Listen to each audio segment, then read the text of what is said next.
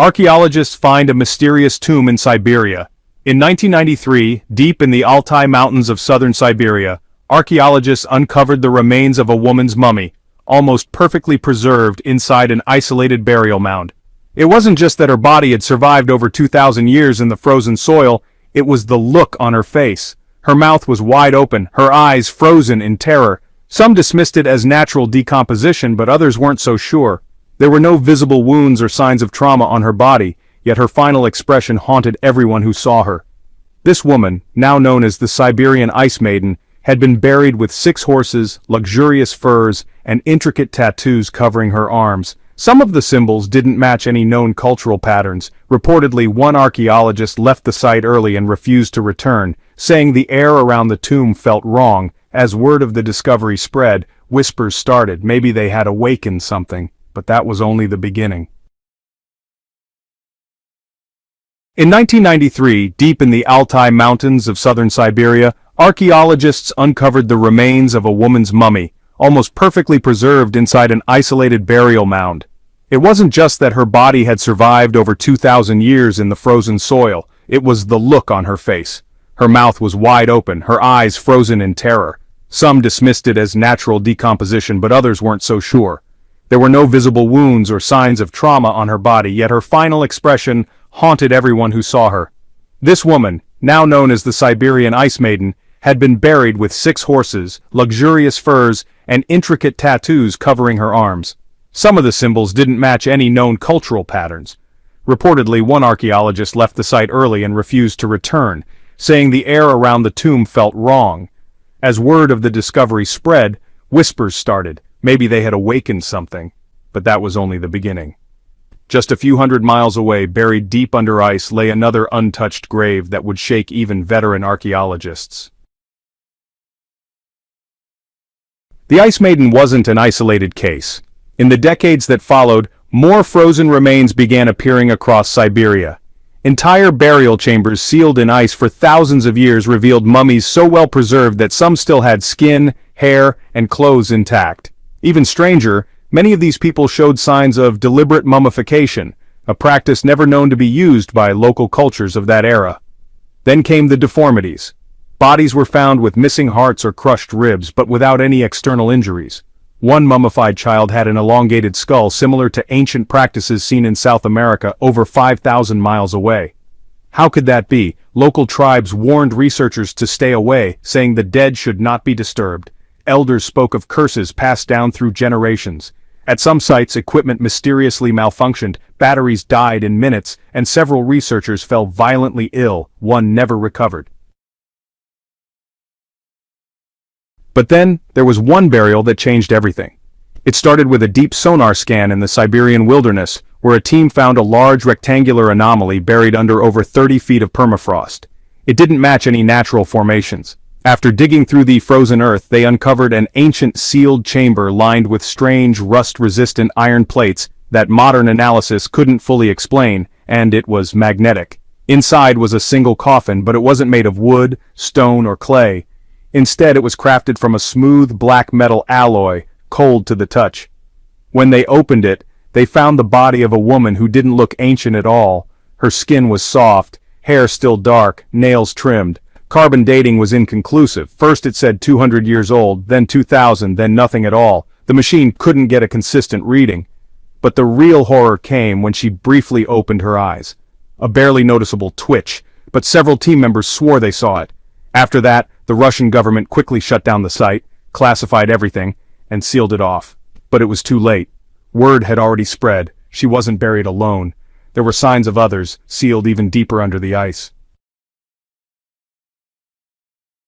The mummies found in these frozen graves challenged everything science could explain. Skin that wouldn't rot, organs that wouldn't decay, clothes that looked freshly sewn. In one case, a corpse was clutching a wooden tablet, yet the wood had completely rotted away while the hands stayed perfectly intact. Chemical tests revealed the bodies had been treated with a mix of herbs and resins unknown to modern science, substances not native to Siberia or even Asia. Where did this knowledge come from?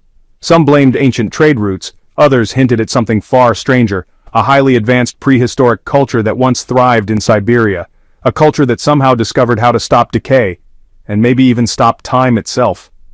Preservation wasn't the only weird thing. Some bodies had small spherical objects implanted under their blackened skin, which would gently throb when exposed to heat. When one researcher tried to remove one with surgical tools, it crumbled to ash, and the man suffered violent seizures for 3 days straight. Whatever preserved these bodies might have been more than just science. It might have been a kind of power. And one recently discovered tomb, found by accident, could hold the answer. It was supposed to be a routine oil exploration. A drilling team hundreds of miles from the nearest village hit something unexpected underground. Their equipment struck not rock or ice, but a hollow chamber. An archaeological team was brought in. What they uncovered sent shockwaves through the field, a massive stone structure shaped like an inverted pyramid, buried beneath layers of black soil and ice. No inscriptions, no signs of human craftsmanship, yet clearly built.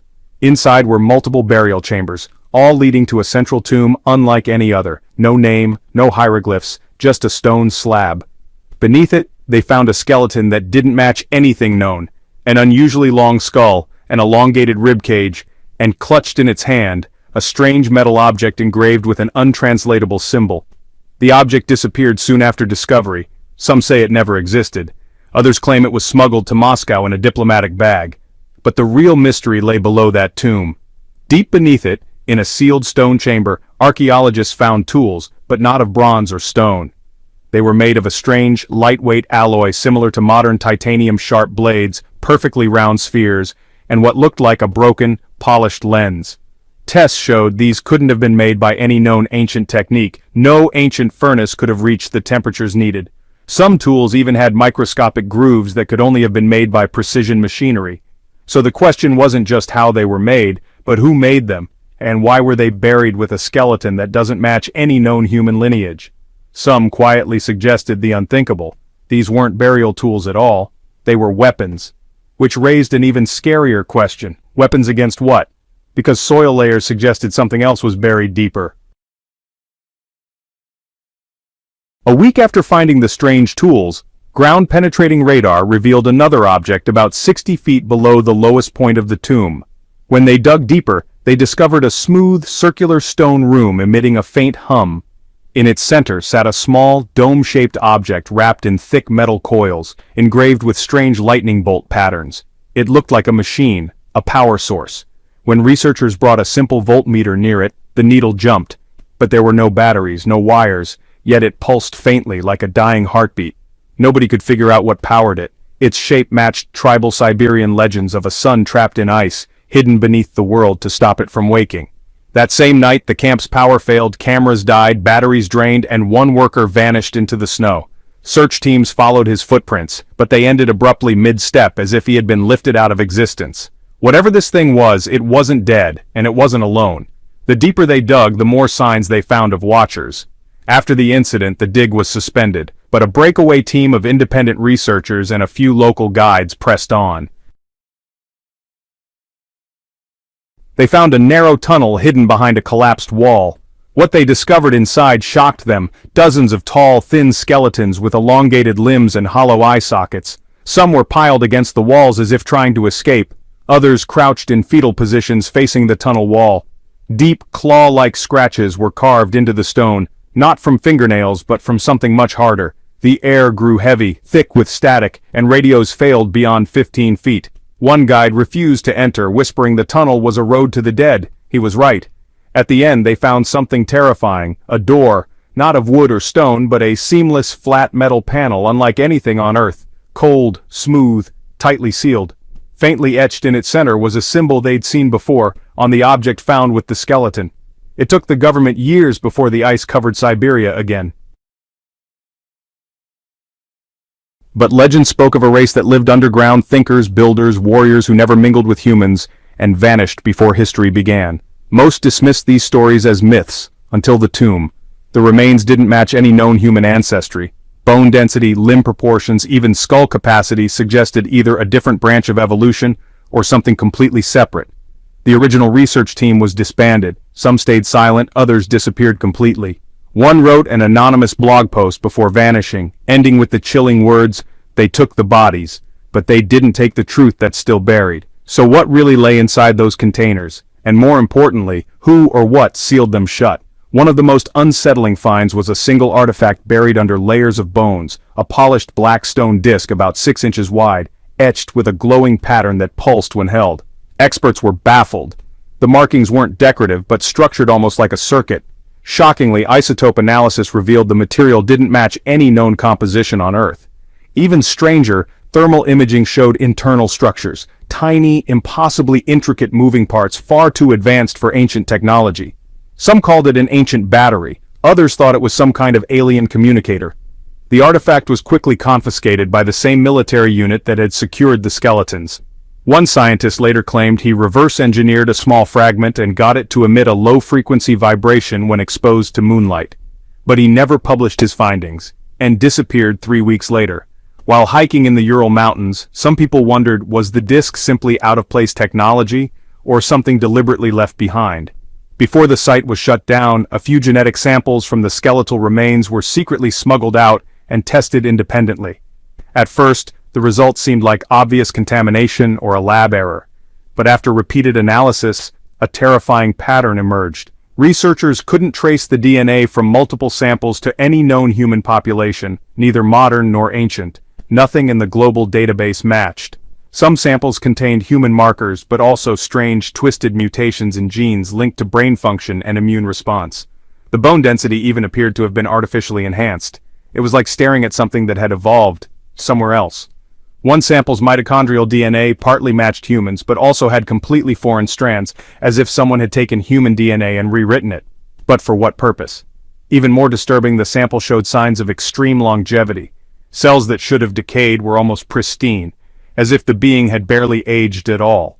Were these the remains of an ancient engineered species, or proof that something non-human once walked the Earth, long before us? The truth might lie in what disappeared next. Within 2 weeks of sealing the tomb, every single artifact, tool, bone, inscription, even the soil samples, was removed. Officially, the site never existed. It's not on any excavation map, and the Russian government denies any discovery in that area. Satellite images of the location were mysteriously blurred. A local guide who worked with the team was later arrested on unrelated charges and then vanished from custody. No trial, no records. Even the university archives that once held research notes from the dig now show only empty folders. Professors who spoke publicly either recanted, disappeared, or were silenced. It turned out the tomb wasn't just a tomb at all, but an abandoned Soviet-era research facility, buried under decades of snow near the Arctic Circle. It was officially labeled as a deep environmental testing lab, but, declassified memos revealed another purpose: studies of biological anomalies. It's believed that the artifact from the tomb, and possibly the bodies too, were taken there. The facility had observation rooms, cold storage units, and electromagnetic shielding. One lab had a label on a freezer door, Sample Echo, Do Not Open. But the place had clearly been abandoned in a hurry: scattered papers, half-finished coffee cups, lab coats still draped over chairs. The security footage cut off abruptly one day, and everyone was simply gone. Some say there was one final experiment, others believe something got out. But it gets stranger. In the files left behind there was a drawing of the same symbol that had been carved into the tomb door. Exact same shape, same lines. But this drawing had a handwritten English label underneath. Access code: Awaken. The door hadn't just been closed, it had been locked from the outside. Not long after the site's closure, locals began reporting strange activity in the nearby forests: unexplained lights, magnetic disturbances, even disappearances. One hunter found his entire compass melted into a single lump, as if the metal had liquefied from inside. At night, villagers claimed to hear deep, rhythmic sounds underground, like breathing. Authorities blamed natural seismic activity, but geologists confirmed there were no tremors recorded in the region. Then came the illness, a bizarre disease affecting only those who had visited the tomb or worked on the excavation team. Symptoms included vivid hallucinations, paranoia, and eventually violent behavior. Online communities dubbed it the tomb's curse. Some thought exposure to the artifact or the tomb's power source had triggered something dormant in their bodies. Others insisted it was psychological. But just before he died, one researcher claimed he dreamt of a being made of ice and light, speaking in a language that rattled his bones. He wasn't the only one. Later, someone else, who had never even been near the tomb, living hundreds of miles away, described the exact same dream, and what he dreamed about led to the most shocking discovery yet. 2 years after the site was sealed, an anonymous tip led a new expedition to a forgotten Siberian valley where strange magnetic readings had once been recorded. They found an unmarked, overgrown trail cutting deep into the wilderness. It wasn't on any map or record, and locals had no memory of building it. Along the trail were long-buried stone structures with the same strange symbols as the original tomb. But these weren't tombs. They were waypoints, like markers guiding travelers toward a very specific place. The path ended at a massive stone wall partially buried under centuries of snow and earth. Behind it lay a vast cave system too symmetrical to be natural, its tunnels seemingly designed from within. Inside they found something even more terrifying than the tomb. A massive mural thousands of years old carved into the rock. It showed tall, human-like figures standing before a glowing object radiating light around them, kneeling humans. Above, the sky cracked open, and at the center of the mural the same symbol etched into the iron tomb door. But this wasn't just art, it was a warning. The mural included coordinates carved into its corners pointing to a specific region in eastern Siberia, unreachable by road and hidden by glaciers.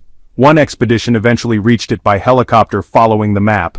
There, buried under low hills, they found another tomb, much older, much deeper, and far colder than any before. Inside was a single petrified body. Over time, part of the skull had broken away, and inside the cavity archaeologists found something truly inexplicable. A small crystal shard embedded directly into the bone. When scanned, the shard revealed a three-dimensional map, not only of Earth as it looks now, but through past ice ages, shifting continents, and even future coastlines. All stunningly accurate. One section of the map pulsed softly, highlighting a region far from Siberia, near Antarctica. The artifact was quietly removed and hidden, but leaked photos confirmed one chilling detail. In every version of the map, one small mark remained constant. In the heart of Siberia, where the first tomb had been discovered. That wasn't a burial place, it was the starting point. Rumors spread among a hidden network of archaeologists, linguists, geologists, people who had once dismissed these stories, now whispering in secret forums. They spoke of the cold entities described in Arctic tribal folklore, ice wardens, silent watchers of the depths, not gods, not aliens, not spirits, but something older, guardians said to exist not to rule, but to contain something else. The legend said that in the distant past this something had roamed freely across the earth until it was trapped beneath stone and ice. When an ancient Siberian chant was phonetically translated into 3 languages, it spoke of the circle of sleep, the prison beneath the roots. The same theme echoed in oral traditions from Greenland, Alaska, even Norse myths of frost giants trapped in eternal night. What terrified researchers most was that every version of the story ended the same way. When humans forget to fear the cold, the door will open. And just weeks ago, satellite scans recorded a sudden heat spike under the ice where the tomb had once been. It happened fast, a seismic jolt, the roar of shifting ice, then silence. Local satellites caught the event, but the images were quickly censored. Military forces locked down the area, but a few rogue drones got close enough to capture what happened. The ground above the tomb had collapsed inward, leaving a crater roughly 300 feet wide. No snow, no ice, just exposed earth and smoke, as if something had risen from below. Radiation levels spiked, wildlife vanished, and in the nearby village of Oymyakon, the coldest inhabited place on Earth, all power sources failed simultaneously. Locals reported hearing a deep, thunder-like sound coming from underground. One child claimed he saw a tall man made of stars walking across the frozen river. The tomb wasn't just open, it was empty. Whatever had been sealed inside was gone. 3 days after the collapse, a private audio recording surfaced online, a panicked voice gasping, "We went too deep. There's a city, an entire city under the ice, but it's not ours. The walls breathe, the lights don't need wires, and they knew we were coming." Another researcher posted a single blurry photo before deleting her account. It showed a massive circular metal chamber glowing faint blue, with what looked like an empty throne or perhaps an altar at its center, then silence. Every account that shared anything about the discovery vanished, Servers were wiped, archives deleted. Only one file survived, hidden in an encrypted folder sent to a researcher in Sweden. Its title was just 3 words, "Awaken the Tomb." It had never been a resting place. It was a lock, a prison, and now